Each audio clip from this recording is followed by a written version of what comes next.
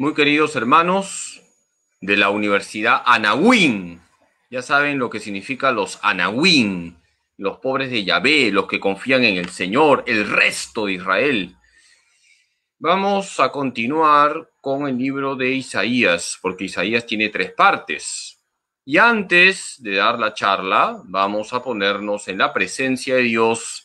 Vamos a orar, porque nosotros tenemos que ser personas orantes. Por eso, antes de empezar cualquier actividad, elevamos nuestras plegarias a ese Dios que siempre nos bendice. Jesús, gracias porque tú nos iluminas con el Espíritu Santo para profundizar en tu palabra, que es viva y eficaz. Gracias, Jesús, porque tú nos haces hijos de nuestro Padre Dios. Gracias, Jesús, porque tú estás cerca de todos nosotros. Nunca nos dejas, nos acompañas. Gracias por habernos dado a María como madre. Por eso a ella le decimos: Dios te salve, María. Llena eres de gracia, el Señor es contigo. Bendita tú eres entre todas las mujeres, y bendito es el fruto de tu vientre, Jesús. Santa María, Madre de Dios, ruega por nosotros pecadores, ahora y en la hora de nuestra muerte. Amén. Gloria al Padre, y al Hijo, y al Espíritu Santo, como era en el principio, ahora y siempre, por los siglos de los siglos. Amén. Sagrado corazón de Jesús, en ti confío. Dulce corazón de María, sé la salvación del alma mía. San José, ruega por nosotros. En el nombre del Padre, y del Hijo, y del Espíritu Santo. Amén. Queridos hermanos, seguimos estudiando la Biblia. Ya hemos estudiado el libro del Pentateuco. Hemos estudiado también los libros históricos. Hemos estudiado los libros poéticos y sapienciales. Y ya está colgado el examen de Pentateuco. Tienen hasta el sábado, así que repasen las clases de Pentateuco con paz y tranquilidad. Tienen hasta el sábado para resolver el examen. El examen está sencillo. Estoy seguro que todos ustedes van a sacar muy buena nota, porque son grandes biblistas. Seguimos con el libro de Isaías. Vamos a recordar lo que hemos dicho ya en la primera clase que tuvimos sobre Isaías. Isaías tiene 3 partes. Hay un primer Isaías, el proto-Isaías. Hay un segundo Isaías, el deutero Isaías, y hay un tercer Isaías, el trito Isaías. Isaías, repito, no puede haber escrito de corrido el libro, porque encontramos 3 estilos diferentes que corresponden a 3 épocas distintas. Por eso los biblistas, los estudiosos de la Biblia, señalan que nos encontramos con el proto-Isaías, el primer Isaías, el deutero Isaías, el segundo Isaías, que es la clase de hoy, y el trito Isaías, el tercer Isaías. Empecemos pues con la clase de hoy. ¿Cómo se llama al segundo Isaías? Es el deutero Isaías. El deutero Isaías va del capítulo 40 al 55. Porque el primer Isaías, ya lo hemos explicado, va del capítulo 1 al 39. ¿Cuántos capítulos tiene todo el libro de Isaías? 66 capítulos. ¿Cómo se llama al segundo Isaías? Se llama el deutero Isaías. ¿Quién fue el deutero Isaías? Todo parece indicar que fue un discípulo de Isaías y que vivió entre los desterrados de Babilonia hacia el final del exilio, es decir, hacia el año 553 a.C. Por lo tanto, nos encontramos con otra etapa histórica. El primer Isaías vivió en la etapa de la monarquía, pero el deutero Isaías ya no. Estamos en la etapa del exilio. El pueblo ha sido dominado por los babilonios. Un buen porcentaje de judíos es llevado a Babilonia. Es lo que se llama la etapa del exilio. Y se calcula que hacia el año 553 a.C. vivió Deutero Isaías, es decir, un discípulo de Isaías. Todo esto nos permite decir que estamos ante otro contexto histórico diferente al primer Isaías. ¿Cuál es el contexto histórico del Deutero Isaías? El destierro del pueblo de Israel en Babilonia. Estamos hablando del exilio, específicamente a finales del exilio. Y a finales del exilio está próxima la caída de los babilonios a mano de los persas. El rey persa Ciro se apoderó de Babilonia hacia el año 539 a.C. Entonces nos encontramos en la etapa del exilio. El pueblo judío ha sido dominado por los babilonios, pero luego los babilonios van a caer a manos de los persas. Entonces, el Deutero Isaías vive en la etapa del exilio, pero ya los persas están amenazando a los babilonios. Ese es el contexto histórico del Deutero Isaías. Siempre es importante meternos en el contexto histórico. Por ejemplo, si ustedes han estado hoy en la misa, ya sea físicamente o a través de la transmisión, hoy en la primera lectura se habla de Agar. ¿Quién fue Agar? Una esclava de Sara. Entonces hay una costumbre primitiva. Dado que Sara no podía concebir hijos, le entrega a Abraham a su esclava. Sara entrega a Abraham a su esclava Agar y Abraham concibe de Agar. Es una costumbre primitiva que ya pasó. Por eso hay que entender el contexto histórico. Esto es muy importante. Hay que meternos en el contexto histórico. No podemos nosotros pretender exigir a un personaje del Antiguo Testamento lo que luego se exige a alguien que vive ya en la plenitud de los tiempos, porque Cristo ha traído la plenitud de los tiempos. Por eso es muy importante, como les he dicho muchas veces, meternos en el contexto histórico. ¿Cuál es el contexto histórico del Deutero Isaías? Estamos hablando de la época del exilio y de que los persas ya están amenazando a los babilonios. Nosotros vamos a concentrarnos en lo que significa el Deutero Isaías, que va del capítulo 40 al capítulo 55. Porque el proto Isaías va del capítulo 1 al capítulo 39. Entonces nos vamos a concentrar en el libro de Isaías del capítulo 40 al capítulo 55.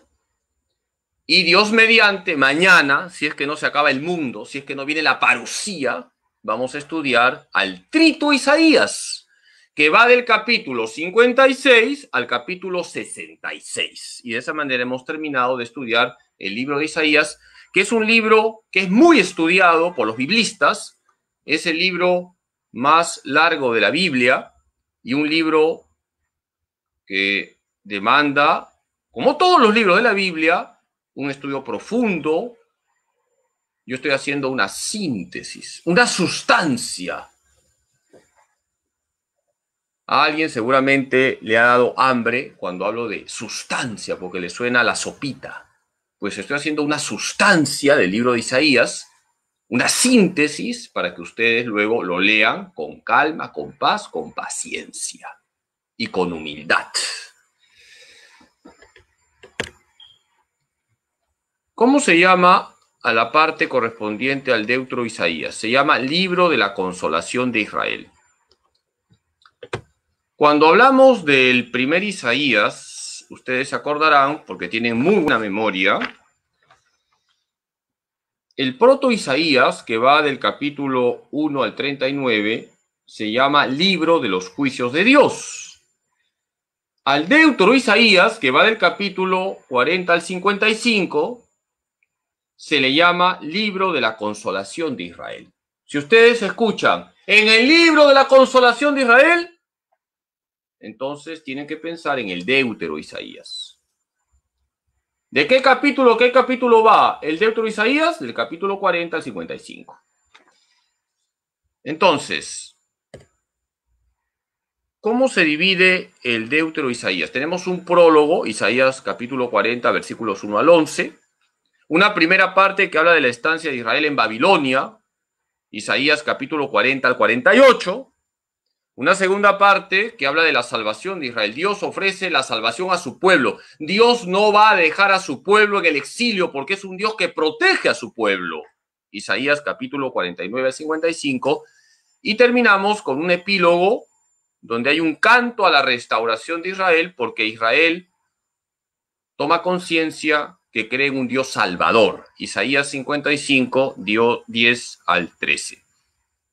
Entonces tenemos esta división del libro del Deutero Isaías, el prólogo, una primera parte, estancia de Israel en Babilonia, una segunda parte, la salvación de Israel, y un epílogo, canto a la restauración de Israel.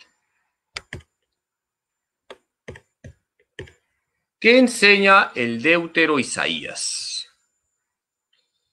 Dios es uno solo y es creador. La importancia de Israel, el amor de Dios y el siervo de Yahvé. 4 puntos concretos. No es complicado comprender las enseñanzas del Deutero Isaías. 4 puntos concretos. Dios es uno solo y creador. La importancia de Israel, el amor de Dios y el siervo de Yahvé. Vamos a explicar estos 4 puntos. En el libro del Deutero Isaías se remarca que hay un solo Dios y ese único Dios es creador. ¿Qué enseña el Deutero Isaías sobre Dios? Hay un solo Dios que ha creado todo el universo. Se remarca la fe monoteísta. Si ustedes quieren estudiar un pasaje de la Biblia donde se remarca que hay un solo Dios, tienen que leer el capítulo 44 y 45 de Isaías. ¿De acuerdo? Les estoy dando un tip. Si ustedes tienen que hablar un día de la fe monoteísta, lean el capítulo 44 y el capítulo 45 de Isaías. Ahí se enfatiza que hay un solo Dios y ese único Dios lo ha creado todo. Una primera enseñanza del Deutero Isaías es que hay un solo Dios que ha creado todo el universo. La fe del Antiguo Testamento es una fe monoteísta. Y la fe del Nuevo Testamento es un monoteísmo trinitario. Todavía nos falta bastante para llegar al Nuevo Testamento. Mi sueño es terminar de explicar todos los libros de la Biblia y cuando ya termine de explicar todos los libros de la Biblia, es decir, cuando llegue el Apocalipsis, voy a cantar el Nunc Dimittis, de Simeón. Ahora, Señor, según tu palabra, puedes dejar que tu siervo se vaya en paz. Ya puedo descansar en paz. Y descansaré sobre todo en paz si todos ustedes aprueban los exámenes que voy colgando en el Facebook. En el Deutero Isaías se remarca que la fe es monoteísta. Hay un solo Dios que lo ha creado todo. Así dice Yahvé, el Rey de Israel y su Redentor, Yahvé Shebaot, es decir, el Señor de los ejércitos. Yo soy el primero y el último, fuera de mí no hay ningún Dios. Fíjense, qué claridad.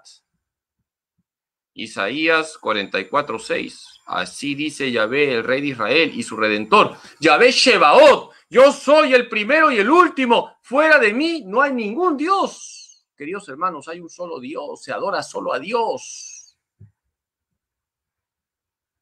Fíjense, Isaías 44:6 es contundente. Fuera de mí no hay ningún Dios. Dios es Dios. ¿Quién como Dios? Nadie como Dios. Yo soy Yahvé, no hay ningún otro. Fuera de mí, ningún Dios existe. Yo te he ceñido sin que tú me conozcas, para que se sepa desde el sol levante hasta el poniente que todo es nada fuera de mí. Yo soy Yahvé, no ningún otro. ¡Qué bonito! Fíjense. Todo es nada fuera de mí. Dios a ti hoy te dice, todo es nada fuera de mí. Yo soy Yahvé, no ningún otro. Confía en Dios. Dios es Dios. Por eso los santos han tenido presente que la vida solo tiene sentido si nos entregamos 100% a Dios. Santa Teresa de Jesús decía, solo Dios basta. Yo soy Yahvé, no hay ningún otro. Fuera de mí ningún Dios existe. Yo te he ceñido sin que tú me conozcas, para que se sepa desde el sol levante hasta el poniente que todo es nada fuera de mí. Yo soy Yahvé, no ningún otro. Isaías 45, 6 al 7. Todo es nada fuera de mí. Todo aquello que no nos lleva a Dios es basura. Ya lo dirá San Pablo. Todo es basura con tal de ganar a Cristo. Todo lo estimo basura con tal de ganar a Cristo. Por eso tenemos que centrar nuestra vida en Dios. Dios es Dios. Fuera de Dios, nada tiene sentido. Por eso hay que cuidar nuestra fe. La fe es un tesoro que debemos cuidar. Porque si no cuidamos nuestra fe, se debilita o se puede perder. ¿Cuántas veces nos encontramos con personas que se declaran ateas? Aunque cuando viene un terremoto todos son creyentes por si acaso. Cuando viene un terremoto hasta el ateo dice, Diosito ayúdame. Pero bueno, hay que respetar si una persona te dice que no cree en Dios. Tenemos que ser respetuosos de la conciencia de los demás. Y cuando hablamos con personas ateas, es frecuente que te digan, por si acaso yo estudié en colegio de curas, o si son mujeres, en colegio de monjas. ¿Y qué ha pasado? ¿Por qué te has vuelto una persona atea? Cuando uno entra en diálogo, conversa con esa persona, uno percibe que no ha cuidado su fe. Ha dejado de rezar, ha dejado de frecuentar los sacramentos, ha comenzado a tener lecturas que dañan la fe, ha tenido malas amistades, etcétera, etcétera. También hay otros factores, por cierto. Hay personas que la vida les ha dado duro y ciertamente una reacción es decir Dios no existe, ¿dónde está Dios? Por eso hay que cuidar nuestra fe. Tenemos que ayudar a todas las personas a descubrir a Dios, en primer lugar con nuestro propio testimonio. Que quede claro, hermanos. ¿Qué podemos hacer por una persona que no cree? Darle buen ejemplo, darle testimonio de Cristo. Eso es lo mejor que podemos hacer. Y dar testimonio de Cristo es ser personas serviciales, ser personas amables, ser personas que perdonan, ser personas que construyen, no que destruyen, etcétera, etcétera. Yo hice la tierra y creé al hombre en ella. Yo extendí los cielos con mis manos y doy órdenes a todo su ejército. Dios es creador, hermanos. Isaías 45:12. Yo hice la tierra y creé al hombre en ella. Yo extendí los cielos con mis manos y doy órdenes a todo su ejército. Isaías 45:12. Hay un solo Dios que es creador. Él ha hecho todo. Y nosotros, en el credo, lo primero que decimos es: creo en Dios Padre Todopoderoso, creador del cielo y de la tierra. Es decir, creemos que Dios lo ha creado todo.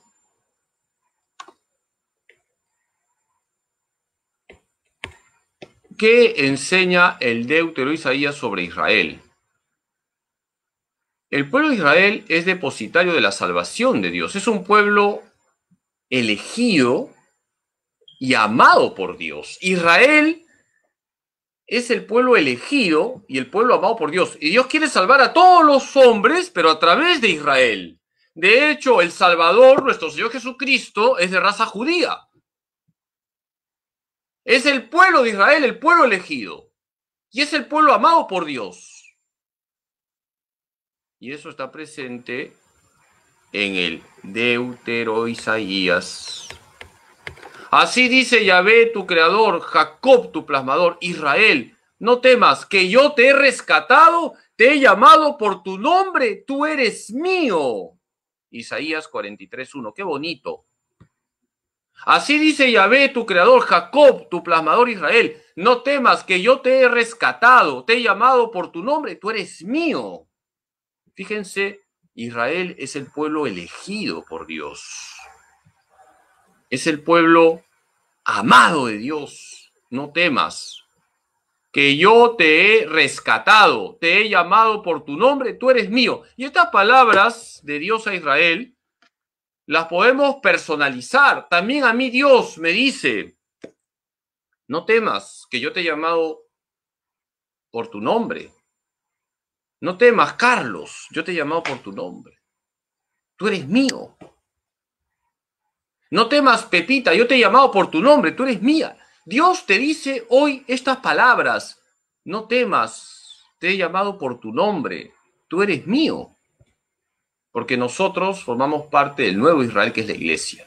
El nuevo pueblo de Dios, que es la iglesia. Y fíjense lo que Yahvé le dice a su pueblo: si pasas por las aguas, yo estoy contigo. Si por los ríos, no te anegarán. Si andas por el fuego, no te quemarás, ni la llama prenderá en ti. Isaías 43:2. Yahvé cuida a su pueblo. El Señor nos cuida a nosotros. Queridos hermanos, Dios te ama, Dios te cuida. Si pasas por las aguas, yo estoy contigo. Si por los ríos, no te anegarán. Si andas por el fuego, no te quemarás, ni la llama prenderá en ti. Isaías 43:2. Qué bonito lo que Yahvé le dice a Israel. En el Deutero Isaías aprendemos que Israel es el pueblo amado de Dios, el pueblo elegido de Dios, el pueblo protegido por Dios. Hoy también Dios te dice: tranquilo, ten paz. Si pasas por las aguas, yo estoy contigo. Si por los ríos, no te negarán. Si andas por el fuego, no te quemarás, ni la llama prenderá en ti. Isaías 43:2. Por eso, hermanos, cuidemos la fe. Es la fe lo que hace que centremos nuestra vida en el Señor. Cuidemos la fe. Como muchas veces les he dicho, la fe es una entrega total a Dios. No es una entrega parcial. No es una entrega al 99.999%. Es una entrega al 100%. En el Deutero Isaías aprendemos que Israel es el pueblo amado de Dios, el pueblo elegido por Dios, el pueblo que goza de la protección de Dios. ¿Qué enseña el Deutero Isaías sobre el amor de Dios? En el Deutero Isaías aprendemos que Dios ama a su pueblo más que una madre a su hijo. Esto también es muy bonito porque una madre tiene un corazón especial. ¿Quién es la persona humana que más nos ama? De ordinario, nuestra mamá. Pues en el Deutero Isaías se nos dice que Dios nos ama más que una madre a sus hijos. ¿Acaso olvida una de pecho sin compadecerse del hijo de sus entrañas? Pues aunque ella llegase a olvidar, yo no te olvido. Isaías 49:15. Fíjense, el amor de Dios es algo tan maravilloso que Dios nos ama más que una madre a sus hijos. ¿Acaso olvida una mujer a su niño de pecho sin compadecerse del hijo de sus entrañas? Pues aunque ella llegase a olvidar, yo no te olvido. Dios te dice a ti, yo te amo más que una madre a su hijo. Así es el amor de Dios. Por eso nunca hay que desconfiar del amor de Dios. ¿Puede acaso una madre olvidarse del hijo de sus entrañas? Pues aunque una madre se olvide, yo de ti no me olvidaré. Es lo que Dios te dice hoy a ti. Dios nunca de nosotros. ¿Dios nos pone a prueba? Sí, Dios nos pone a prueba. Pero está a nuestro lado dándonos la gracia para afrontar las pruebas, para superar las pruebas. Las pruebas purifican, hermanos. Las pruebas purifican la fe. Las pruebas fortalecen nuestra fe. Por eso, qué importante es personalizar lo que la palabra de Dios comunica a todos. Todo eso hay que personalizarlo. Porque la Biblia no es un mensaje anónimo. Varias veces les he contado esta anécdota. Lo voy a volver a contar. Un sacerdote estaba dando una charla a los niños sobre la Biblia y les decía a los niños, niños, la Biblia es una carta de Dios. Y constantemente remarcaba esta idea, niños, la Biblia es una carta de Dios. Tienen que leer la Biblia porque la Biblia es una carta de Dios. Y al final de la charla, el sacerdote pregunta a los niños, ¿quiénes van a leer la Biblia a partir de hoy? Y todos los niños levantaron la mano, menos una niñita, y el padrecito se puso saltón. Se acercó a la niña y le dice, hijita, ¿no has leído tú nunca la Biblia? ¿Por qué no la vas a leer? ¿No has escuchado lo que he dicho? ¿Que la Biblia es una carta de Dios? ¿No la vas a leer? ¿Por qué no empiezas a leerla si nunca la has leído? Y la niña le dice al sacerdote, padrecito, usted ha dicho que la Biblia es una carta de Dios. Y yo no voy a leer la Biblia, porque mis papás me han prohibido leer la correspondencia ajena. ¿Qué le faltó decir a este sacerdote? Que la Biblia es una carta de Dios, pero no es una carta anónima, es una carta de Dios dirigida a ti. Por eso hay que leerla. No es simplemente una carta de Dios, algo anónimo, sino que es una carta de Dios dirigida a ti. ¿Acaso olvida a una mujer a su niño de pecho sin compadecerse del hijo de sus entrañas? Pues aunque ella llegase a olvidar, yo no te olvido. Isaías 49:15. Personaliza este pasaje. Este pasaje va dirigido a ti. Va dirigido a tu corazón. Vamos con la siguiente enseñanza. Hemos dicho que el Deutero Isaías habla de que hay un solo Dios que es creador. El Deutero Isaías nos habla de que Israel es el pueblo elegido de Dios, pueblo amado por Dios, pueblo cuidado por Dios. Y que el Deutero Isaías nos presenta el amor de Dios como un amor incluso superior al que una madre tiene por su hijo. Una cuarta enseñanza es sobre el siervo de Yahvé. Esto es muy importante. El siervo de Yahvé Es muy importante. Yo diría que es lo más importante del Deutero Isaías, así como lo más importante del proto Isaías es el Emmanuel. Lo hemos visto el lunes, no se olviden, el lunes hablamos del proto Isaías, el primer Isaías, y hablamos del Emmanuel. En el Deutero Isaías, lo más importante es la presencia del siervo de Yahvé. ¿Quién es el siervo de Yahvé? Es el elegido y ungido por Dios. Traerá la justicia y será luz de las naciones. Cargará con los pecados de su pueblo, expiando por ellos, será el varón de dolores. Será enaltecido por Dios.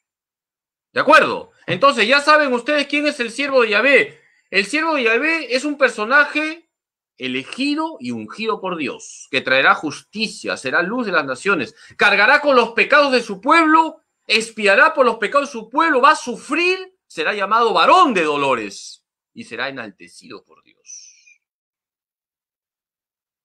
Todo ello está anunciando a Jesús. ¿Quién es el siervo de Yahvé? Es el elegido y ungido por Dios. Traerá la justicia y será luz de las naciones. Cargará con los pecados de su pueblo, expiando por ellos. Será el varón de dolores y será enaltecido por Dios.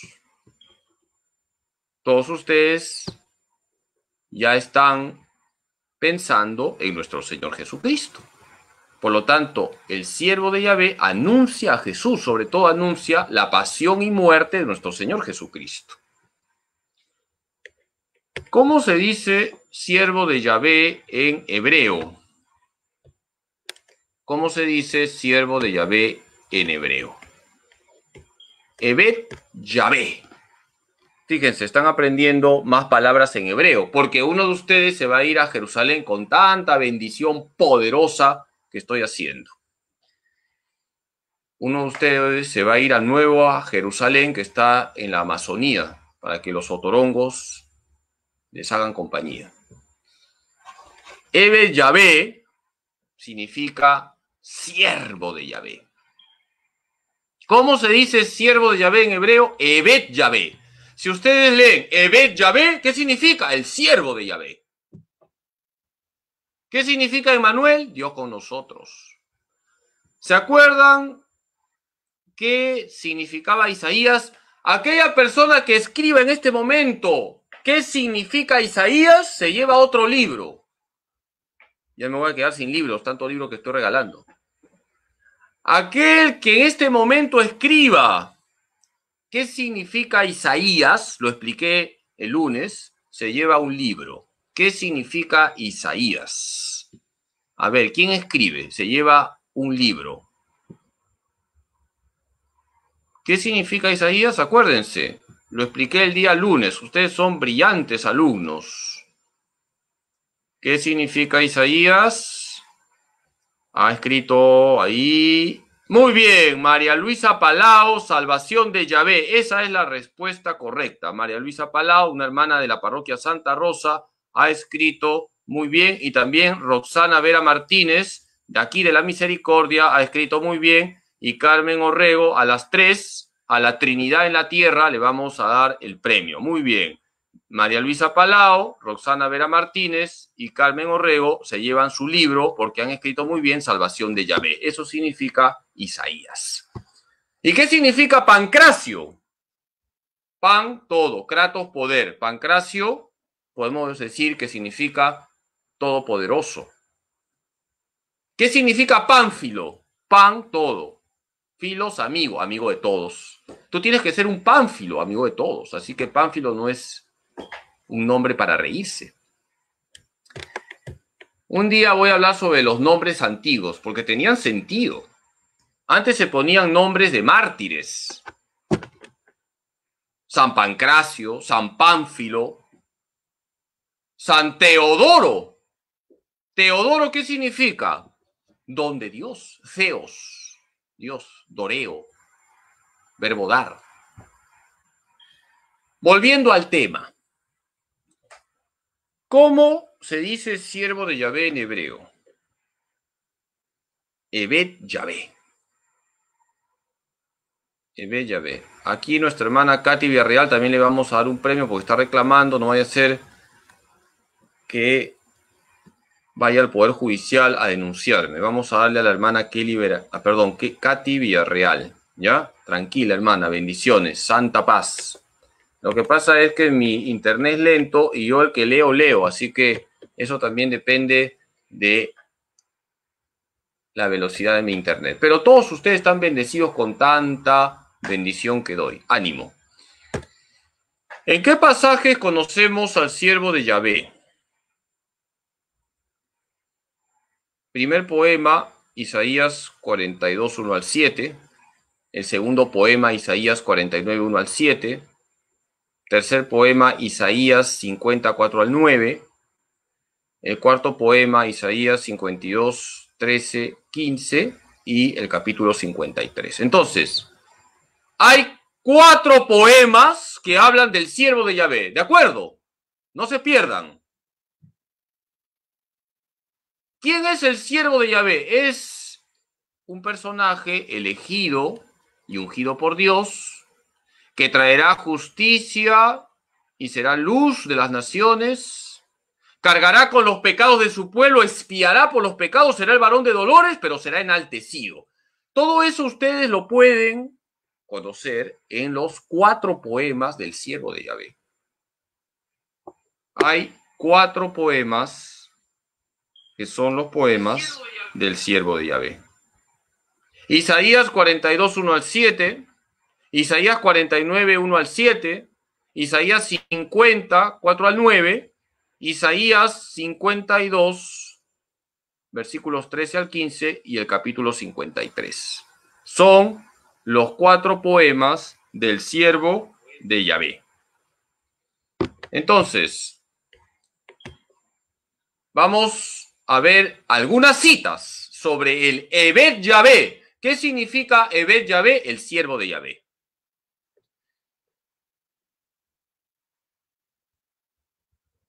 He aquí mi siervo, a quien yo sostengo, mi elegido en quien se complace mi alma. He puesto mi espíritu sobre él, dictará ley a las naciones, no vociferará ni alzará el tono, y no hará oír en la calle su voz. Isaías 42, 1 al 2. Fíjense, se anuncia al siervo de Yahvé. He aquí mi siervo a quien yo sostengo, mi elegido en quien se complace mi alma. He puesto mi espíritu sobre él, dictará ley a las naciones, no vociferará ni alzará el tono, y no hará oír en la calle su voz. El siervo de Yahvé es un elegido por Dios, que actuará con humildad, no vociferará ni alzará el tono, y no hará oír en la calle su voz. Yo, Yahvé, te he llamado en justicia, te así de la mano, es decir, te cogí de la mano, te formé y te he destinado a ser alianza del pueblo y luz de las gentes. Isaías 42, 6. ¿Quién es la luz del mundo? Jesucristo. Por lo tanto, cuando se habla del siervo de Yahvé, Eved Yahvé, se está anunciando a Jesucristo. Yo, Yahvé, te he llamado en justicia, te así de la mano, te formé y te he destinado a ser alianza del pueblo y luz de las gentes. Isaías 42, 6. Ofrecí mis espaldas a los que me golpeaban, mis mejillas a los que mesaban mi barba. Mesaban es jalaban mi barba. Mi rostro no hurté a los insultos y salivazos. Isaías 56.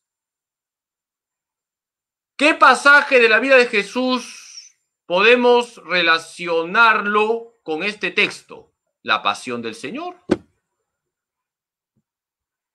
Ofrecí mis espaldas a los que me golpeaban, mis mejillas a los que mesaban mi barba, mi rostro no hurté a los insultos y salivazos. Isaías 56. despreciable y deshecho de hombres, varón de dolores y sabedor de dolencias, como uno ante quien se oculta el rostro, despreciable, y no le tuvimos en cuenta. Isaías 53:3. Fíjense cómo se va anunciando que el siervo de Yahvé va a ser triturado, va a ser flagelado, va a ser humillado, va a ser insultado, de tal manera que se va a mostrar como el varón de dolores y sabedor de dolencias. Nuestro Señor Jesucristo es el varón de dolores. Nadie ha sufrido como Cristo. Eloí, Eloí, lema sabactaní, Dios mío, ¿por qué me has abandonado? Dice Jesús en la cruz, que no es una queja, está rezando con un salmo, pero expresa el dolor y el sufrimiento que tiene, porque Él es el varón de dolores y sabedor de dolencias. Jesús es solidario a tu dolor, a tu sufrimiento. Únete al varón de dolores.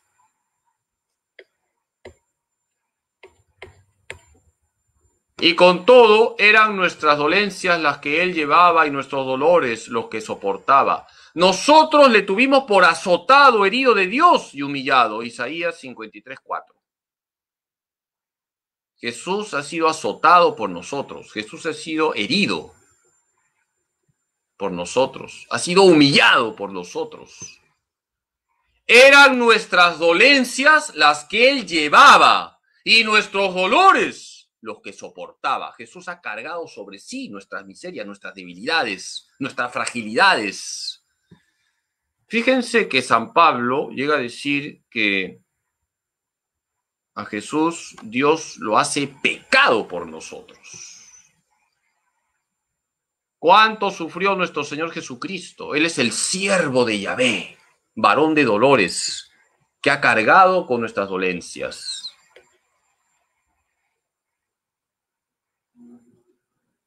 Hace algún tiempo leí esta anécdota que contaba un sacerdote. Un niñito fue internado en el hospital, lo iban a operar, tenía una enfermedad muy dolorosa. Entró a su cuarto, al cuarto que le habían asignado en el hospital, y el médico y las enfermeras quedaron sorprendidos de que este niñito estaba sereno. No tenía, digamos, un semblante de gran preocupación, estaba sereno a pesar de que tenía una enfermedad dolorosa. Y le preguntaron, ¿por qué estás tan sereno? Y este niñito señaló el crucifijo que estaba en la habitación del hospital y le dijo al médico y a las enfermeras, él sufrió más. Qué bonito, él sufrió más. Queridos hermanos, cuando sientas el dolor, el sufrimiento de una manera muy intensa, piensa que Él, Jesús, sufrió más y que Él te ayuda a llevar tus sufrimientos. Porque con todo eran nuestras dolencias las que Él llevaba y nuestros dolores los que soportaba. Él es el varón de dolores. Así que descarga en el Señor tus dolores, tus sufrimientos. Descarga en el Señor. Porque si tú no descargas en el Señor tus dolores, tus sufrimientos, tus tristezas, ¿quién aguanta, queridos hermanos? ¿Quién aguanta? O te deprimes o pierdes la fe, o te vuelves una persona amargada. Te vuelves don vinagre y comienzas a sudar vinagre. Por eso necesitamos de la fe para abandonarnos en el Señor. Pero fíjense qué va a pasar con el siervo de Yahvé. He aquí que prosperará mi siervo, será enaltecido, levantado y ensalzado sobremanera. Isaías 52:13. Queridos hermanos, el dolor no tiene la última palabra.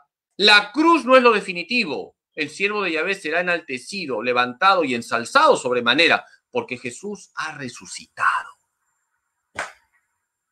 Por eso, qué importante es la fe. La fe me dice que lo definitivo no es la cruz. La cruz es muy importante y no podemos saltarnos la cruz. Pero lo definitivo es la resurrección. He aquí que prosperará mi siervo. A pesar de que le han triturado, le han insultado, le han lanzado salivazos, lo han flagelado. el siervo de Yahvé prosperará, será enaltecido, levantado y ensalzado sobremanera. Isaías 52:3. Hermanos, la victoria ya está lograda. Cristo ha vencido. Únete a Cristo y serás vencedor. ¿Cuál es la relación entre el Deutero Isaías y el Nuevo Testamento? Jesús es el siervo de Yahvé. Siendo inocente, carga con todos los pecados de los hombres y expiará por todos con su sangre preciosa. Hay una gran relación entre el Deutero Isaías y el Nuevo Testamento. Porque Jesús es el siervo de Yahvé. Y siendo inocente, carga con todos los pecados de los hombres. Todas las inmundicias cometidas por los hombres han sido asumidas por Jesús, el siervo de Yahvé, siendo él inocente y expía por todos los pecados con su sangre preciosa. Por eso es muy importante entender lo del siervo de Yahvé. ¿Cómo se dice en hebreo siervo de Yahvé? Eved Yahvé. Le siguieron muchos y los curó a todos. Y les mandó enérgicamente que no le descubrieran para que se cumpliera el oráculo del profeta Isaías. He aquí mi siervo a quien elegí, mi amado, en quien mi alma se complace. Pondré mi espíritu sobre él y anunciará el juicio a las naciones. No disputará ni gritará, ni oirá nadie en las plazas su voz. La caña cascada no la quebrará, ni apagará la mecha humeante, hasta que lleve a la victoria el juicio. En su nombre pondrán las naciones su esperanza. Aquí tenemos un pasaje de Isaías 42, es decir, en Mateo 12, 15 al 21 hay una cita de un poema del siervo de Yahvé. Lo que está con letras negritas es una cita de Isaías, del Deutero Isaías, para que vean cómo se conecta el Nuevo Testamento con el Antiguo Testamento, porque todo está conectado. Jesús es el siervo de Yahvé. Jesús es el siervo de Yahvé que ha cargado con nuestros pecados para expiarlos con su sangre. Sabiendo que habéis sido rescatados de la conducta necia heredada de vuestros padres, no con algo caduco, oro o plata, sino con una sangre preciosa, como de cordero sin tacha y sin mancilla, Cristo. Primera de Pedro, capítulo 1, versículos 18 al 19. Hemos sido redimidos no con oro ni con plata, sino con la preciosísima sangre de Cristo. Él es el siervo de Yahvé, que ha cargado con todos los pecados del mundo para purificarlos con su sangre preciosa. Queridos hermanos, me parece que no es difícil entender el libro del Deutero Isaías. Ustedes son alumnos brillantes, además todos los días toman chilcano de cachalote para mejorar su coeficiente intelectual, así que no hay nada del otro mundo. ¿Qué me enseña el Deutero Isaías? Me enseña que hay un solo Dios, creador de todo. Me enseña que Israel es el pueblo amado, elegido, cuidado por Dios. Me enseña que el amor de Dios es un amor superior al que una madre tiene por su hijo. Y sobre todo, anuncia al siervo de Yahvé. Quédense con esa idea. Si en el primer Isaías se anuncia al Emmanuel, Dios con nosotros, en el Deutero Isaías se anuncia al Eved Yahvé. Es decir, se anuncia al siervo de Yahvé. Estamos en la Universidad de los Anahuín, cuyo único profesor catedrático es este pecador, siervo inútil, burro de Cristo, cura de pueblo. Y tengo que dejarles tarea. Leer Isaías 53 y comparar con Mateo 27, 27 al 56. Detectar la semejanza. Yo les invito a que lean Isaías 53 con calma y que lean Mateo 27, 27 al 56, que es el relato de la pasión del Señor, pasión y muerte del Señor. Y vean las semejanzas. Detecten las semejanzas. para que se den cuenta cómo en Jesús se cumplen todas las promesas presentes en el Antiguo Testamento. Jesús es el siervo de Yahvé. En síntesis, el Deutero Isaías tiene como contexto histórico la etapa del exilio y se anuncia la venida del siervo de Yahvé. De esa manera, pues hemos terminado de explicar al Deutero Isaías y Dios mediante, mañana vamos a estudiar al Trito Isaías. ¿Qué significa el Trito Isaías? El tercer Isaías. Porque Isaías, siendo un solo libro, tiene tres partes, hay tres estilos. El proto Isaías, o primer Isaías, el Deutero Isaías, o segundo Isaías, y el Trito Isaías, o tercer Isaías. Entonces, si ustedes escuchan, el Trito Isaías nos dice, no vayan a entender lo que alguna vez entendió alguna persona, el trigo de Isaías, no. No es el trigo de Isaías. El Trito Isaías es la tercera parte de Isaías. Queridos hermanos, gracias por su paciencia.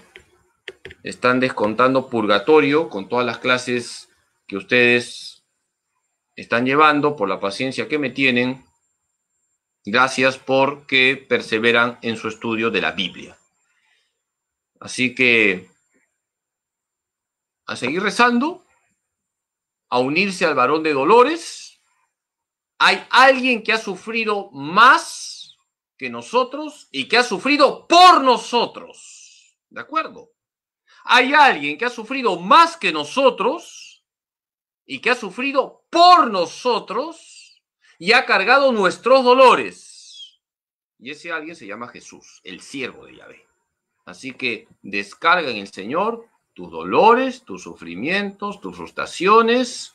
Él es el amigo que nunca falla y que nos da la gracia, la fuerza del Espíritu Santo para salir adelante. Muchas gracias, queridos hermanos. Les animo a que hagan su examen de Pentateuco. Ya hay muchos que lo han hecho. Nadie ha llegado al 20. Algunos me han dicho que han sacado 18, 17.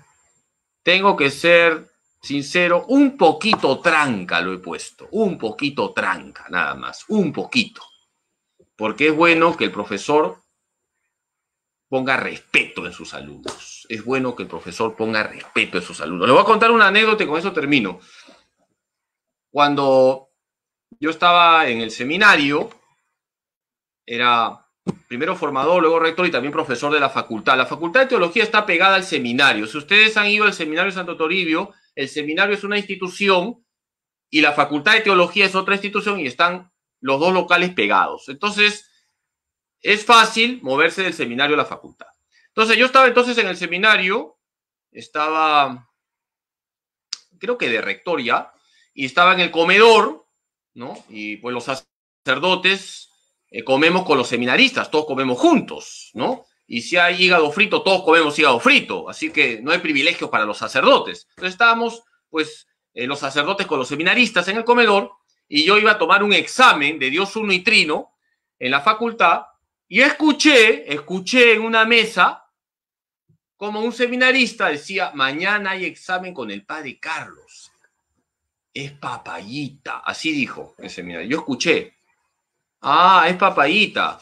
Hice un examen más tranca que jalé a todos. El único que aprobó es el que ahora es el padre Tomás Garban. El único que aprobó. Masacré. Fue como una bomba atómica. Porque escuché que un seminarista decía, mañana toca examen con el padre Carlos. El padre Carlos es papayita. Lo masacré. Solo aprobó, me acuerdo, que ahora es el padre Tomás, que por cierto era un brillante alumno. Bueno, yo no voy a hacer eso con ustedes, pero el examen de Pentateuco, un poquito tranca, así que lo he puesto para que se muevan más neuronas de su cabeza, ¿ya? Muchas gracias, el Señor esté con ustedes, la bendición de Dios Todopoderoso, Padre, Hijo y Espíritu Santo, descienda sobre ustedes y permanezca para siempre. Muchas gracias, mañana nos vemos en la misa de 7 de la mañana, si es que no llega antes la parucía. Hasta luego.